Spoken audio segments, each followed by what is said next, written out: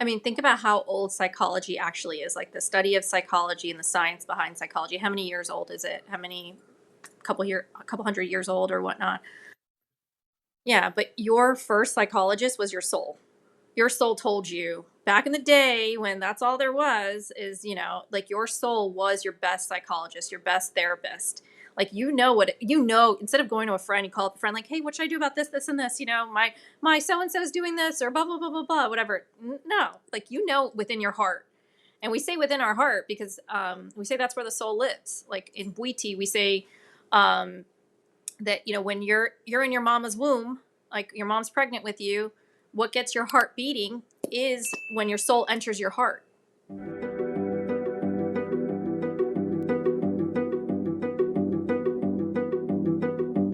Hello, beautiful souls. Welcome to Unleash Thyself, a podcast where we journey into the depths of personal transformation, spirituality, and growth. I'm your host, Konstantin Morun, and today we welcome Saeeda, also known as the Zona Muata Banga. Saeeda, formerly a nurse with a master's degree spanning 2 decades, is now a Mabundi, an Iboga plant medicine practitioner. And today we will embark on a beautiful conversation about the Bwiti tradition, demystifying the use of Iboga, removing the fear around Iboga and plant medicines, and how Iboga is used for its healing properties across the world. So, with that being said, Saeeda, welcome to the show. Thank you so much. Thanks for having me. This is awesome. I'm so glad we got to do this. Exactly right. I'm so excited to talk to you about this because the reason I'm even sitting here in front of you today is because of plant medicine. And Iboga is one of those medicines that I've heard of, and people tell stories of how scary it is going into it, and there's a bit of a fear around it. And I know that one of the things we want to talk about is demystifying that aspect of the scariness, of the fear Yeah. of the unknown, really. So I would love to start there, perhaps. Like, why are people afraid Yeah. So of Iboga or other plant medicines? I think when you start Googling things, the first thing that might come up is Ibogaine. So that is one of the things that, and then Ibogaine is linked to opioid addiction. And there's a handful of Ibogaine clinics. There's also the fear of like there are deaths around Ibogaine, but it's also within the population that it's used, right? So you've got whether it's working with addiction or how it's being used and stuff like that. Ibogaine is not Iboga. And Ibogaine is a good tool that has been used for quite some time, and it has helped a lot of people.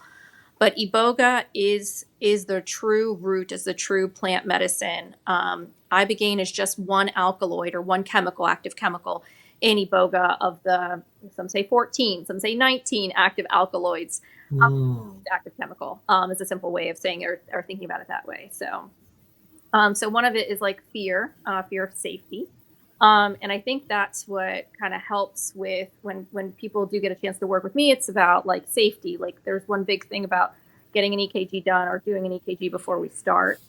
And that's pretty important.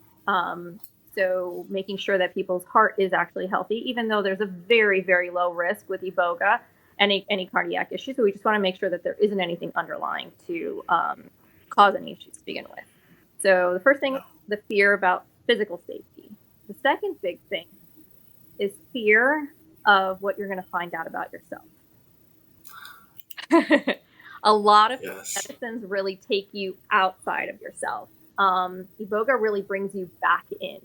When in your life, because tell me again what we talked about. We talked a little bit before this, but we talked about science and stuff like that, right? Like, yes, I spent, I don't know how many years in school. Too many, probably. Yeah, I went to University of Central Florida, and it stands for, or like it's UCF, and we joked, it says we would call it "You Can't Finish." It stands for "You Can't Finish," and literally when I was doing my master's, that's what I felt like. I'm like, you really can't finish. The other one was like under construction forever, which is pretty much, yeah. Anyways, but how many years did you spend in school? Think about it. I spent quite a bit, yeah. Yeah. So, in the United States, we'll start elementary or pre-K or kindergarten or whatever, maybe anywhere from 4 to 5 years old or something. Nowadays, parents will put their kids in Montessori after the age of like maybe even before 1 or at 1. Wow. And or daycare, right? So you're constantly going outside yourself, pretty much your whole life. When do you really go inside? So Iboga really takes you inside yourself to really see who you really are, get to know who you are. I have to pick on this, and I asked you for permission if I'm allowed to pick on you. Of course, always. It says there's a word in the background on your thing. It says love. Let me Yes. ask you something. Do you love your parents? Yes. Yeah. Do you have kids or with a partner or anything like that right I now? have a partner, yes, Okay. and 2 dogs. Okay. Do you love your dogs? Absolutely love my dogs, yes. Okay. Do you love your partner? Yes. Do you love yourself? Yeah, I would say yes at this point. Yeah. Okay. How many people out there in the United States do you think would say, around the world, forget just the United States, how many people would you say actually love themselves? No, very little, because I know I was one of them Yeah. for the longest time, and even now I'm still unpacking Yeah. that, to be honest. Yeah. So, And you talked about like your experiences with ayahuasca and stuff. Every plant medicine has a message to give. Every single one. There's teachings that go with it. And a lot of them, the tradition has been lost, and it's been gone. It's gone away. Like now it's become like kind of a song and dance and a show. And, sometimes the music stays, and sometimes certain elements like sage or copal or this or that stays. With the Bwiti tradition, you can't have Bwiti without Iboga, and Iboga without Bwiti. And so with Bwiti, there are very specific Bwiti teachings that are taught before we even serve the medicine. And then they are used in the integration process throughout the time when you're sitting with the medicine. Typically, there's 2 ceremonies, and even after for post ceremony integration work or just understanding everything. And that is what helps you really see yourself. And one big thing that Iboga does teach is self-love. Self-love on a whole different level. We talk about self-love and self-care and all this stuff. I saw a picture today of like there was a little frog doing a stretch with like stretching, and he's got like a little cup of tea next to him. It says like self-love or self-care or whatever. That's not self-love and self-care. You know what self-love and self-care, I mean, it is, but you know what self-love and self-care is? It happens right here. It happens right in here. It's how you talk to yourself. So when I say people are afraid to like really look inside, it's how you've been abusing yourself. How you've been abusing yourself mentally, and like stopping the self-sabotaging behavior. We are so addicted to negative things, even drama. Like, I mean, we've got so many reality TV shows and this and that, not to poo-poo that or whatever. Like, hey, everybody's got their vice. yeah. So coming back to your original question, like, yeah, safety is one, right? But address that. The second thing is really coming into yourself and understanding who you really are. And even understanding the parts of you that do need to change to make yourself happier. Yeah. Yes. So yeah, that's so beautiful. I mean, I'll be honest, I've been on my journey for a few years now, and in the last 6 months, I've been more on a journey of going inwards, because I was pretty much the epitome of what you described, of looking external. Mm-hmm. And, just being external all the time, like journeying externally, taking advice and direction from everyone but myself, right? And not knowing who I was on the inside. And that's what propelled me on this journey to begin with. And in the last 6, 7, 8 months, I've been on this inward journey, and it's tough. Yeah. It's hard. So I'd imagine with something like Iboga that takes you 10 layers deeper. Yeah. It can be scary, but at the same time, even though it's tough, I wouldn't change it for the world, because I'm so much farther ahead. I understand so much more. There's so much more joy and fulfillment and love, really, and light. Yeah. And it's so much needed, I would imagine, in the world. I mean, I know it's needed for me, which means if I needed it, there's at least another person or some people that would need that as well. Mm-hmm. Absolutely. Having that connection with yourself is so important. And it's not even just a connection with yourself, but with Iboga, we guide you. It's called a psycho-spiritual journey. So we actually guide you to meet your soul. So there's a little bit of homework before you come here. We tell you to write down questions that you would want to ask your soul, literally, because we're going to guide you to meet your soul. Guide you to different moments of your life that you consider, the hot word is trauma. Nowadays it's, CPTSD, right? or any of those other things that like have been triggers for you to create your like to cause unhappiness. And so we guide you to all those moments to literally dig out from the root, because Iboga is a root. We have you dig out from the root those areas that have caused you pain, and like this like belief system that you've built around it, you know, like whether it was like, let's say my dad hit me when I was a kid or called me stupid or anything like that, which led to me having a lot of insecurities about myself, and then being an overachiever and having control and this and that, and have to overachieve, and you know, on and on and on. Not my story at all. But you know, all these things, right? Like, but seriously, like that became a belief system that I held about myself, like that I have to like make a certain amount of money or do this or do that, or like get praise from everybody, otherwise I'm not good enough, you know. And that's where it is like, if you have a good connection with yourself and you can self-validate instead of asking everybody else to validate you, where is that going to take you? How is that going to make you feel? You know, like if you can validate yourself and really appreciate yourself no matter how you do. Like, I mean, we talked about this before this thing, and you know, my device wasn't charged, this was going on, and tech issues, whatever, and I'm getting nervous. I'm like, you know what? No, I'm just going to do the best I can.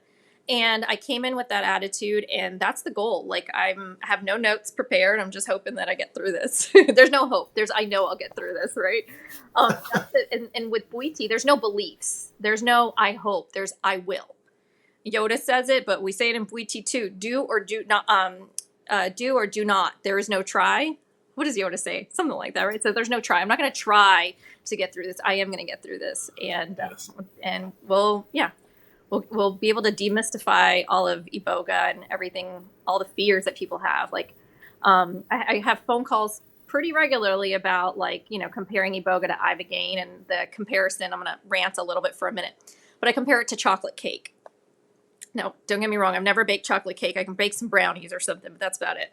And that's usually box mix. So, but when you're making chocolate cake, I'm assuming that you need cocoa powder and chocolate and sugar, and and then you need to actually put it in the oven, and heat, right, and icing and all the things that go with it, to make it really, really good chocolate cake. And I'm sorry if I'm making you hungry, but when you think about how much sugar, let's say, for anybody bakers out there, I'm really sorry, I'm going to butcher this, but like, let's say you need like two tablespoons of cocoa powder or a cup of sugar or whatever else. Ibogaine, you can say, is the two tablespoons of cocoa powder. And so versus Iboga is the whole chocolate cake. It has the spirit of the medicine in it. When you extract Ibogaine from Iboga, you lose the spirit of the medicine. Now it's just become another drug, psychedelic. It's not a plant. It's not considered a plant medicine. And I think I have a hard time using the word psychedelic, but like because I'm, you know, it's a kind of a Western word, even plant medicine, but medicine's medicine, right? So let's look at it this way. So there's plant medicines that are natural, and then there's things that are made in the lab, right? So all those things that are made in a lab, do they really have a spirit to them? Do they have an energy to them?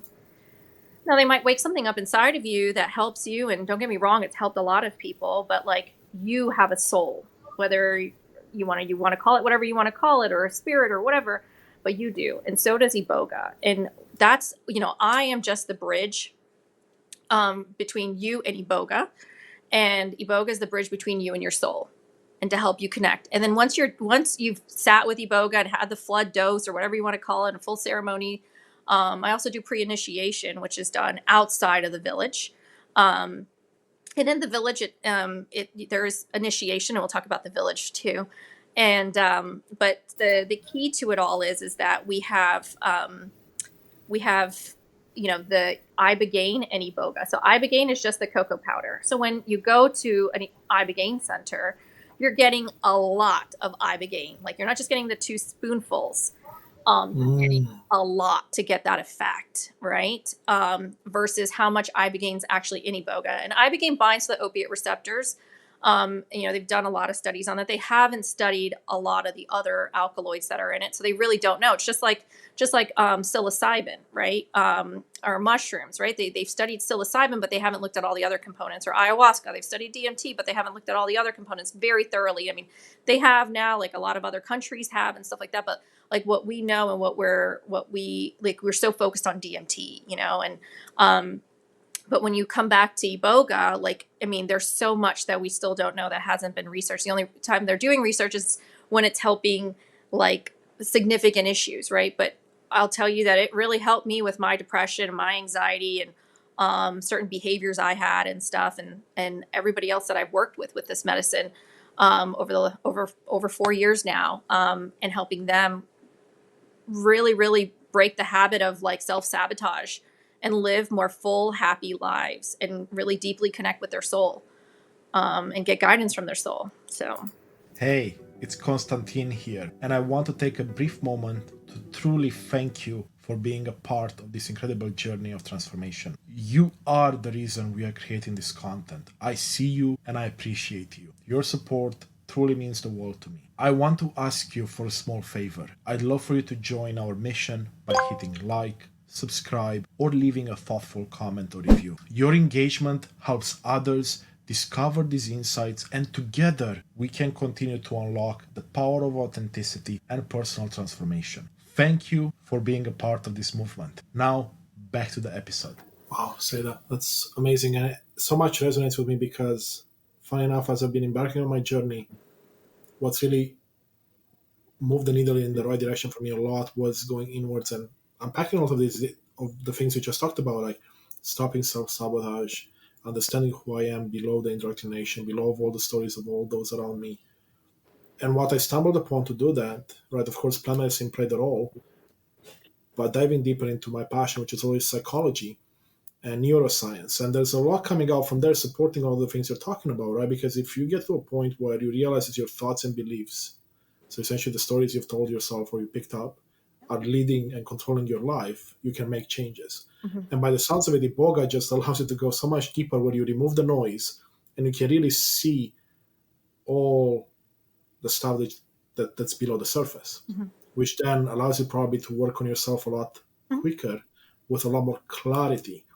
So I love that. I mean, I've never really personally been interested in Iboga, but now the more you talk about it, I'm like, oh, sure, this is in line with everything I teach and coach people on in terms of like using psychology and using your own discernment to be able to rewire your brain essentially. And it sounds like Iboga is just one of other ways that you can actually truly understand the picture so you can rewire yourself. Yeah. I mean, think about how old psychology actually is, like the study of psychology and the science behind psychology. How many years old is it? How many? A couple hundred years old or whatnot? Yeah, just a few hundred, yeah. Yeah, but your first psychologist was your soul. Your soul told you back in the day when that's all there was is, like your soul was your best psychologist, your best therapist. Like, instead of going to a friend, you call up a friend like, hey, what should I do about this, this, and this? My so-and-so is doing this or blah, blah, blah, blah, blah, whatever. No, like, within your heart. And we say within our heart because we say that's where the soul lives. Like in Bwiti, we say that, when you're in your mama's womb, like your mom's pregnant with you, what gets your heart beating is when your soul enters your heart. So that is like you are talking from your soul, like your soul's telling you what to do, right? Now, there's a difference between going from your emotions and going from your thoughts and really, really coming from your soul. And we really go through that. And we really teach you how to do that. You have more mental awareness also after Iboga. Like you have the pause, there's like these things like pause before this and pause before that. And, take a breath and pause. All that stuff, but like you really do get a moment of clarity and awareness of your thoughts. You have much more, and like with that, when you have more awareness of your thoughts, you are more, I don't want to say in control, but you can understand your mind and train your mind better with positive or negative thinking, whether it's a positive thought or a negative thought. In Bwiti, we say you have 6 seconds to deal with it. If it's a positive thought or a negative thought, and it's a negative thought, you better deal with it pretty quickly and change that over. And it's not about toxic positivity. It's really not. Yeah, it's really about like, predicting a positive or projecting a positive future versus projecting a negative future. And I can go down the road of like where Iboga came from and the porcupine story. I was trained by a 10th generation shaman, Mugenda, in the village in Gabon, and all that stuff. But there's so many podcasts out there about that and stuff. I think, what you and I were talking about is really like knowing thyself and how do you get to do that? Yes. Yeah. And so many philosophers talk about that too. And that's what this is know yourself, know your true version of you, without all the fear. Fear stands for false evidence appearing real, right? Like, there's a lot of stories I can tell, but I want to kind of give you a chance to ask me a question. No, I mean, I'm enjoying everything you're saying because, I mean, it resonates fully. And I know that my older self would have benefited from this conversation. So I know our listeners, many people in the audience will benefit from just understanding that really the power is in understanding yourself. And we talk on the podcast, you can see it online as well as I say this, is like know thyself so you can unleash thyself, right? Our Yes. podcast is unleash thyself, but you can't really do that unless you know yourself. Yeah. And when I started with the podcast, I had these ideas. I thought I was more clever. I'm like, no, we can't just unleash ourselves. And then I'm like, oh, okay. I really need to understand myself a lot better before I can do that. And now as things are unfolding, Yeah. I'm like, yeah, that's beautiful. So I guess a question that comes up more and more as we talk about this, why Iboga for you? What drew you to it versus all the other medicines? I mean, you've been a nurse for 2 decades. I mean, you spent so much time in school. You got a master's degree. You invested so much. Yeah. And then you're doing this amazing work now. Awesome. Thanks. Yeah. So if you go out, if any of your listeners are out there and they know somebody, they themselves, or they know a friend or a family member or somebody who's been on an antidepressant or anti-anxiety or anything else, ask them, has it worked? Ask yourself, has it worked? And they know the answer. It's like, yeah, it helps. But like, here's the thing, like nobody really taught us to know ourselves enough. And with all the other plant medicines out there, dabbling, not even dabbling, like really spending time with it and really working on integrating it and doing the work after it, there was still this feeling of like, I mean, it was just depression. It was like suicidal ideations and things like that. I'm going to just be real with it. And so now I get real. So, my experience with Iboga, I think it was like, okay, cool. Met my soul, talked to my grandma, blah, blah, blah. Saw myself at all these different ages. It was so funny. Every time I'd go see myself, I'm like, oh, what is Saeeda doing at 6 years old? She's doing homework. 16, she's doing homework. It was pretty funny. And seeing myself at every age and how like studious I was, because that's what I was. I mean, that's that's what it was. And that's how I valued myself. So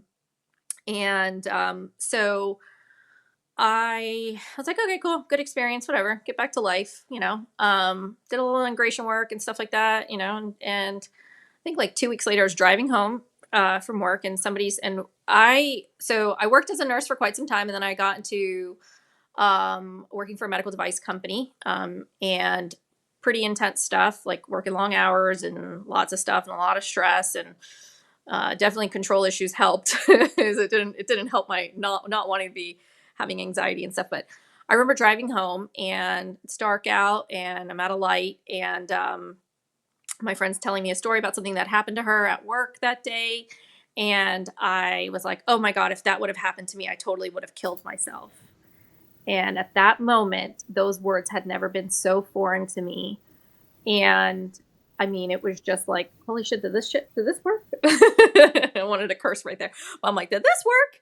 And I'm just like she's talking and I'm like kind of questioning the whole thing.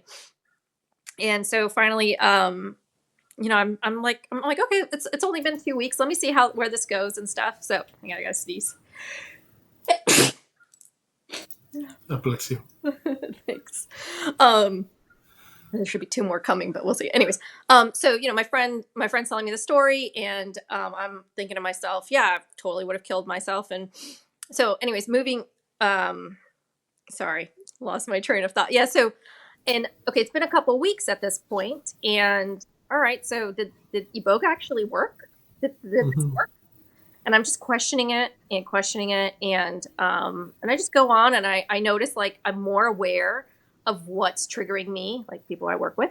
And like I'm calling myself out on my shit, and it's pretty freaking cool. Like I'm really, really seeing myself like almost a moment before I react, a moment before I get upset and angry and all these things and stuff. And don't get me wrong, like I worked with some good, like the people who facilitated it, they did a good job.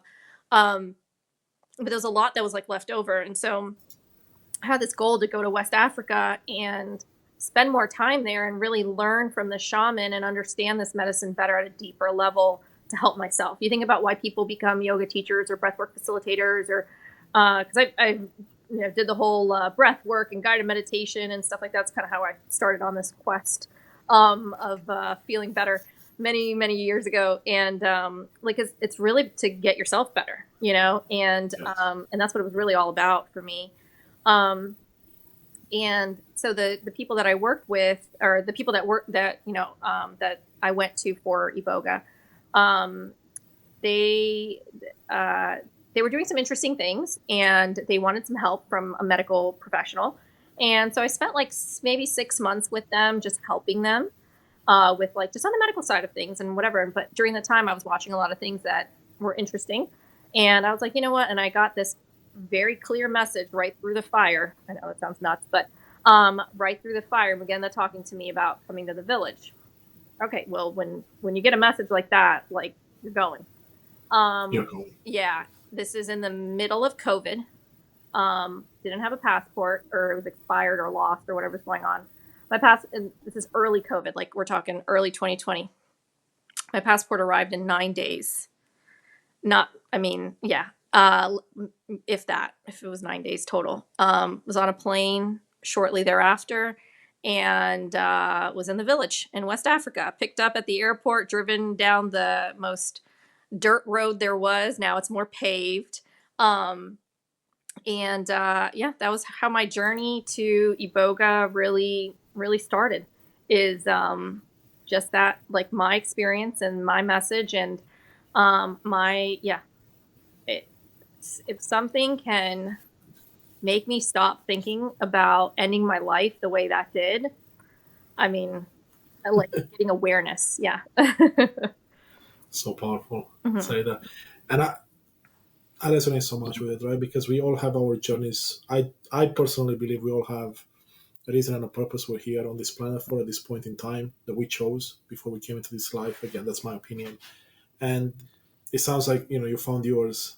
And it's beautiful because through you finding yours, you're able to help others Mhm. find theirs. Mhm. And that's the power in sharing stories and having conversations like this that I'm seeing more and more on the podcast, but other avenues as well, is that by being authentic, by being vulnerable, by sharing who we are and the struggles we've faced and how we've overcome those struggles, Mhm. we empower others and give permission to others to do the same. Because it's a world in which, the way I see it, you're not really allowed to be yourself without potential repercussions or fear. So at least that's what we believe. And I've been there myself way too many times. And now coming back to Iboga, right? We wanted to dive deeper into the healing properties. We've already talked a lot, right? I Mhm. mean, first of all, to help you with suicidal thoughts. I mean, that's huge, right? With anxiety, depression, all those things. Mhm. But in working with those shamans in Western Africa, what have you learned about its healing properties? Are we talking even about physical ailments? Are we talking about just mostly mental and emotional? Like, what have you seen? Yeah. So I won't do the whole porcupine story and everything else, but there's a porcupine story that's associated with Iboga. And basically, when the message came through about Iboga, about what Iboga, like the Iboga plant came uh, to the second woman. Maybe I'll do the porcupine story on another one. Um, Sure. but the message is that it was that I'm a messenger. I'm here. I've been watching you, and basically the plant medicines can do three things. It's either physical healing, spiritual healing, or what we call spiritual discovery. So physical healing is what you were talking about, but it's also with Iboga, like there's also like a neurochemistry reset, and with neural rewiring and all the fancy terminology for that and stuff, right? So you have that aspect of it, but also the physical detoxification of the body and stuff, working on different areas of the body. Then there is what we call spiritual healing. So physical healing and spiritual healing. Spiritual healing is also psychological healing. So getting to the psychological root, or whatever, however you want to say it, to those problems, whether it's trauma, PTSD, anxiety, depression, whatever you want to label the issue that you're still struggling with, that's bringing you to plant medicine, that's making you unhappy in life, right? Because the purpose of life is to be happy. It's just to enjoy life and to just be happy, enjoy life. Everything around you is given to you. Everything in nature is given to you, but you can't abuse nature. And you are nature. So don't abuse yourself. Otherwise, the penalty is misery, misery, misery. That's another Bwiti teaching. I'm throwing some in here and there wherever I can. And so, so there's physical, spiritual, and then physical healing, spiritual healing, and then spiritual discovery.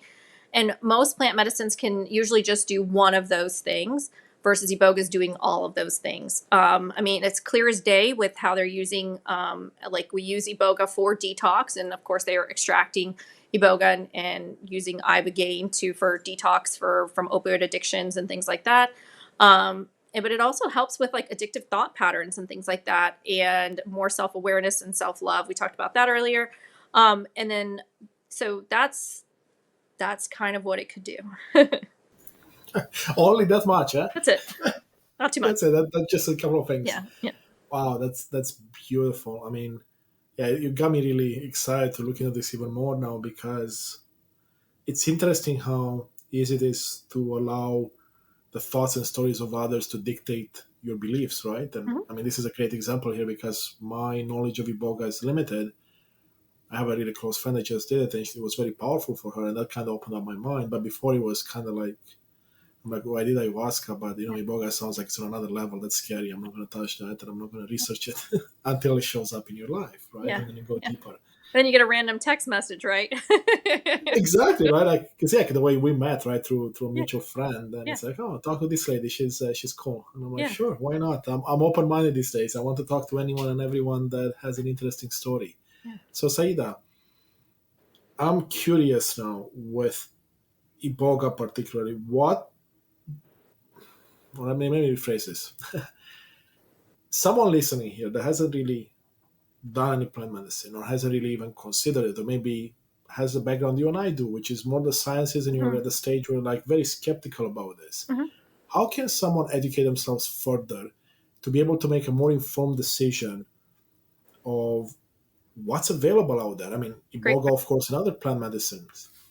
Great question. So there is only one shaman out there who's a 10th generation shaman in Gabon, which is Central West Africa.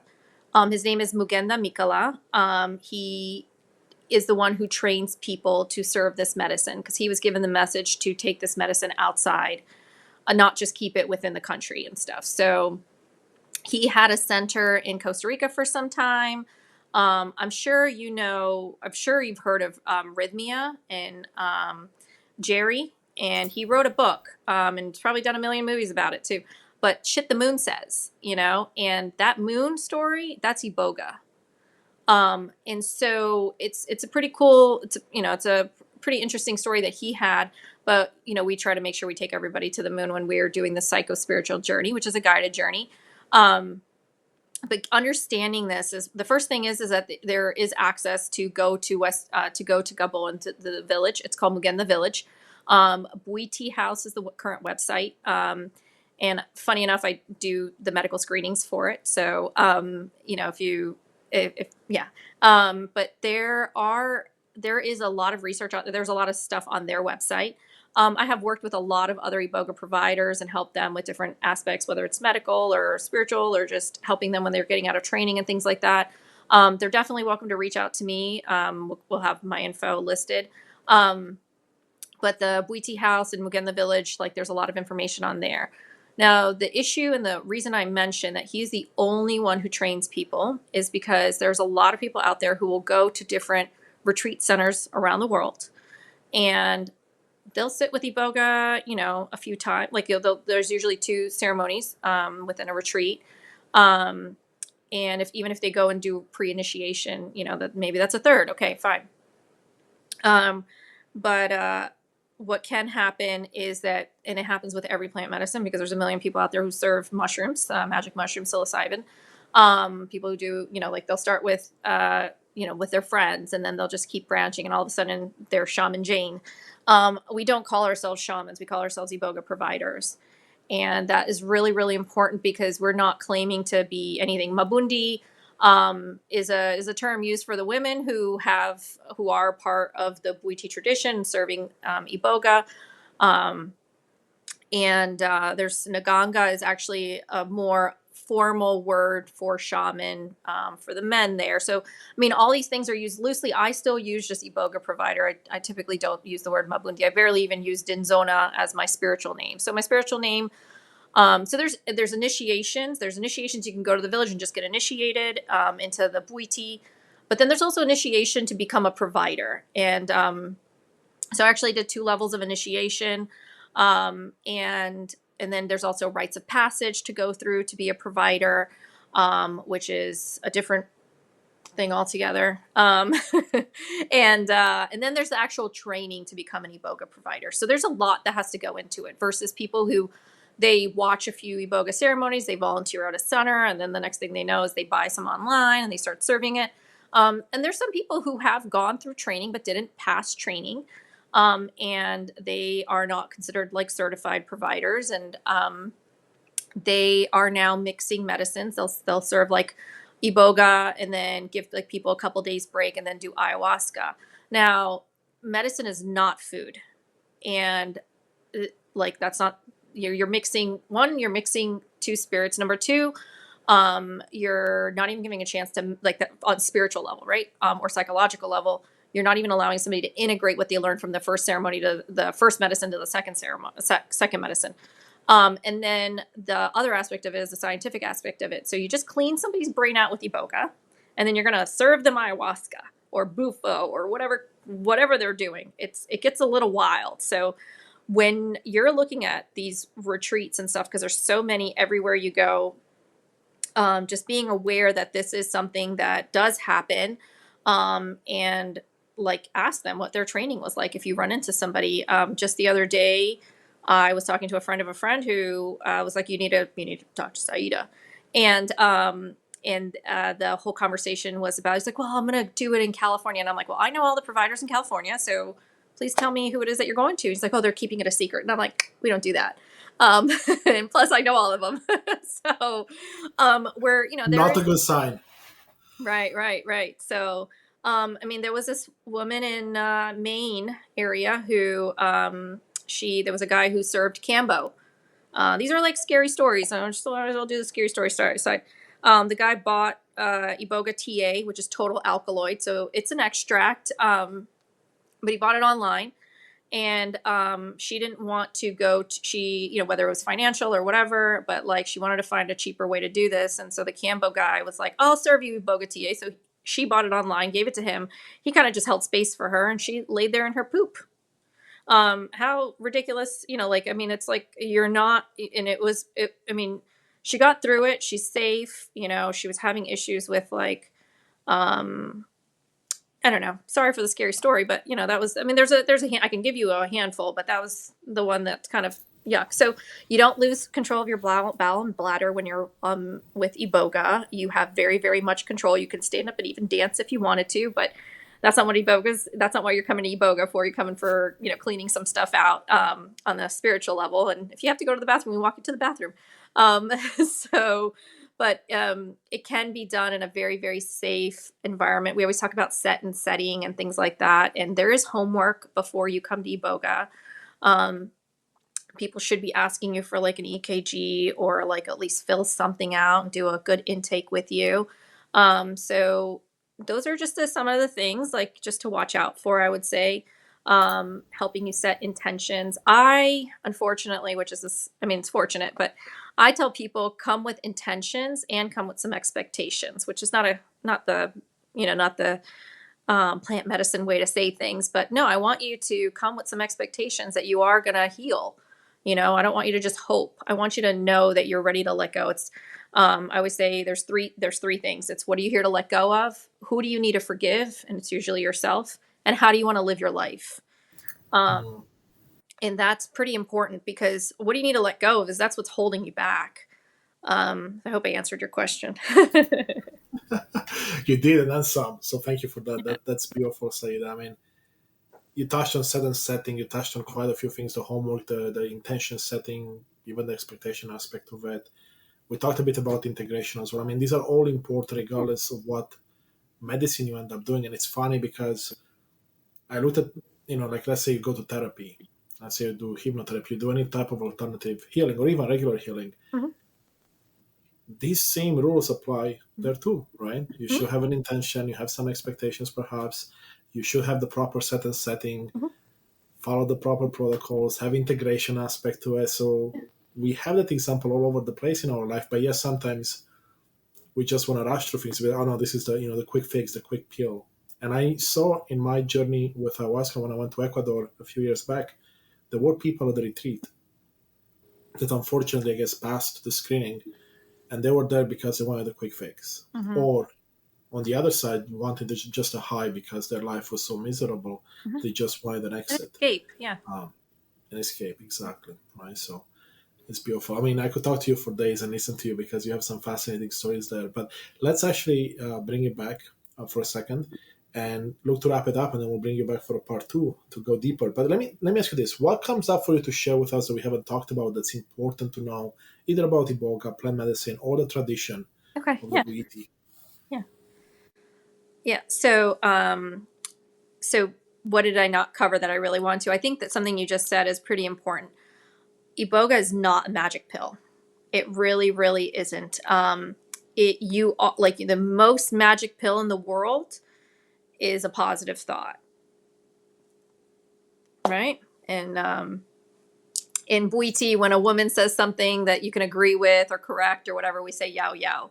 When a man says Yeah, something yeah. that yeah, thanks, yao yao. If it's a man says something, then it's basi basi. So I was saying basi basi when I was listening to some of your podcasts, like before we did this, because I kind of wanted to like feel you out too, right? So um but so there's the only magic pill is a positive thought, and Iboga is not the magic pill. Like, I get calls all the time about it.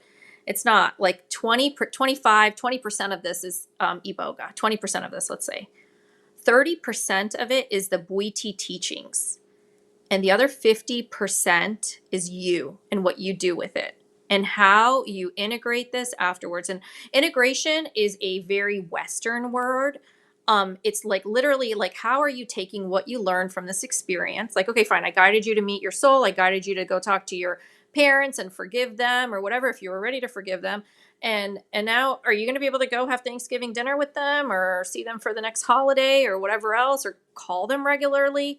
What are you going to do? So um I think so that's the, like, so you are the 50% of the equation. It's not like I mean, all I'm going to do is help you to really see what you're doing and bring you back always to the teachings. And there's almost 30 some odd teachings, and I like hammer those into you. They're life skills, like the 24-hour rule. Something Mm. really important, like, is the 24-hour rule. Like, let's say you do have somebody said it on your one of your podcasts. It was like, you have awareness, acceptance. What was the third A? It was like a triple A. What was, Yeah. Acknowledgement, maybe? maybe, yeah. So like, okay, and so and I like to relate everything back to, like, hey, like, we all have all these universal truths in every tradition, everything. Like, so the Toltec like, the four agreements, right? Don't take anything personally, don't make assumptions, be impeccable with your word, and always do your best. In Iboga, with Bwiti, we say, don't take anything personally, don't make assumptions, don't lie. A lie is a lie. A big lie or a small lie, a lie is a lie. And your soul knows when you're lying. Your soul is the law of attraction. If it will go out and bring back whatever it is that you want, whatever you're trying to manifest, it will go out, bring it back right to you, microsecond, not even measurable time. But you know how you get your soul to do that? You keep your soul happy. How do you think you keep your soul happy? Being true to yourself. Yes. Almost cursed there. So, but yeah, man, like seriously, being true to yourself and being real with yourself and keeping yourself happy. What did I say in the beginning of the thing? It's all right here, right? Not abusing yourself mentally, self-care, self-love, right here. Not lying, not doing anything, doing your best. You know, really, really like seeing what you're doing. The other part of the way we abuse ourselves is we hold on to things for so long. And so I said, what are you here to let go of? We hold on to things for like a long time. Me too. What's a hard memory? If I've Can I pick on you? Like what's a hard Yeah, I memory mean, from, what's a hard memory from your past? Like the first one that pops into your head, that's the one you got to share if you can. um, yeah, I mean, I guess growing up with my grandmother, and she has some negative influence on me, so there was a lot of let's say harsh memories coming back from that, and lessons and stories that I've taken on from those experiences. Yeah. So the 24-hour rule basically is that like let's say she hit you once or she locked you in your room or whatever it was, or she called you stupid or said something else like really like not nice. So you acknowledge it, you accept it, you have more awareness of it, right? Like you understand it, so you process it, and then you let it before you go to bed that night. Before you even get to your bedroom, you basically review your day, everything that was negative or challenging, and even think about how you could have done things better. And then the next one, and then you go through everything that's positive. Gratitude is a big deal in Bwiti as well. Like the only prayer is thank you God for another day. So if you go through that and you have that practice, and a lot of traditions have that practice, and once you go to bed the next day, you're not dragging it forward. Otherwise, you don't drag things to the next day, and then you're just carrying it. You're putting it into your backpack, and you're just carrying it around. Like, how old were you then? I mean, that was between the ages of 0 and 7, 8, Yeah. 9, right? Yeah. So how many? Went for You've a been while. holding on to it for many decades, right? So Oh yes, yeah, for sure. yeah. And So that's been like one of those that it's been in the healing process for a while, and yeah, like you said, the forgiveness aspect, the unpacking it, the letting go of it, for sure. for sure. Yeah. So yeah, and then like there's I'll do one more little one if that's okay. One more story. Okay. So I can do this all day. We're just gonna have to do a part. Exactly right. But we talk about the first movie and second movie. So first movie is from birth to whenever before you left, like until you left your parents' house. In the first movie, what's a movie, right? It's a script. There's a script. You're given a name, right? You have a plot. You have characters, and you have a whole script that you have to follow. And that whole movie is produced and funded and directed by your parents. And then, when you leave and you go start your next life, like with your partner, or you just move out, go to college, do whatever you do, that's your second movie, right? I'm not doing a really good job of this, but just stick with me here. Your second movie is basically, a sequel. Most people make it a sequel. And we all know that we've watched sequels. They're not always the best. Maybe Harry Potter's good. John Wick's okay, but it can't top the first one, right? But anyways, it's a sequel. And so you had the option, like you had an option to take on a new character. And everybody can relate to this. It's like you want to wait for college and you want to like kind of start something new. Like nobody knows you. Maybe a few people know you, but you want to like reinvent yourself. And you all of a sudden just become the same person that you were, same unhappy, angry, upset, whatever, like bad habits, sleeping in, lazy, whatever the issue was, you just bring it back to the next, the second movie. So Iboga is really like a rebirth process, and women know, I'm not giving birth, but women know, giving birth ain't easy. And that's what this is it's not an easy process to let go and rebirth yourself, but that's what we're doing. We're trying to start a third movie here to let go and live the life that you actually want to live. How do you want to live your life? Ask yourself that. How do you really, really want to live your life? So I can talk for hours, bro, because I do talk for hours. Yes. I love this, Saeeda. And you and I will talk a lot more. I know that. Yeah. I feel your beautiful energy and good vibes. And as you're talking about the first and second movie, that I was smiling, right? Because you're talking about a sequel, but really the way I see it, it's more like it's a remake when you don't even realize you're just remaking the same life you had before, Yeah. but now with new characters, because the old characters maybe are not cool enough anymore to be part of your remake. And really what you want is a reboot, right? Yeah. Where you're taking an old movie that maybe wasn't the best, but now you're going to make it stellar, Yeah. right? So that's what came out for me. But that's beautiful, Saeeda. So with that being said, I want to thank you for your time, for your beautiful messages, and yeah, I'll love to have you back, and we'll have deeper conversations for sure. Awesome. Awesome. Thank you for your time. This was awesome. So thanks. Yeah. Thank you so much for joining us on this exploration of personal transformation. Your presence and engagement are at the heart of what we do, and I sincerely appreciate you, your time, and thirst for knowledge, inspiration, and empowerment. Please consider showing your support by hitting like, subscribe, leaving a comment, or writing a review. Your engagement not only fuels our mission, but also helps others discover these insights. For more daily guidance on personal transformation across the mental, emotional, spiritual, and physical realms, be sure to visit our website at unleashthyself.com. You can also find us on Instagram at Unleash Thyself Today, TikTok and YouTube at Unleash Thyself, and there we post daily content designed to inspire and empower you on your journey. If you have any specific thoughts, questions, or feedback, I truly value your input. I would love to hear from you. Together, we're building a community united in authenticity and purpose. Once again, thank you for being a part of this movement. Until next time, continue to embrace your true self and live a life on purpose, with purpose. See you in the next episode.